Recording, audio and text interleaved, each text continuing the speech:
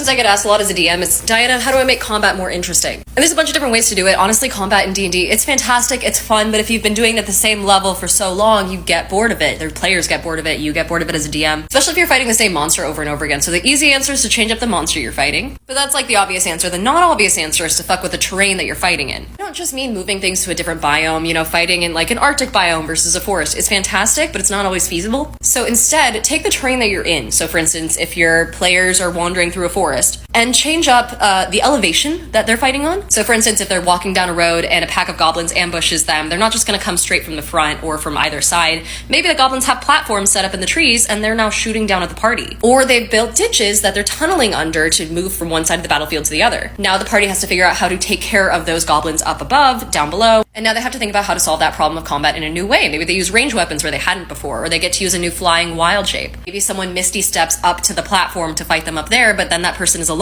Like, is that safe? It gives them something new to think about. You can also do the same with like traps in the area. Making it so traps just aren't something that you passively encounter outside of combat while wandering through a dungeon's corridors is a lot of fun. You can make it so that the entire battlefield has been preset with like, you know, hunter's traps that are lightly covered by leaves. And the players have to figure out where they are and avoid them. Or alternatively, once they figure out where they are, they can use them to their advantage. So for instance, using Vine Whip to pull someone into the path of a trap that they set, using their own resources against them, basically. Another thing that works is adding pools to the area. And these could be pools of anything, not like literal pools of water, although they can be. Could also be pools of lava. So for instance, in Baldur's Gate 3, we all know that one scene where people start shoving you into fucking lava and it gets really fucking annoying after a while.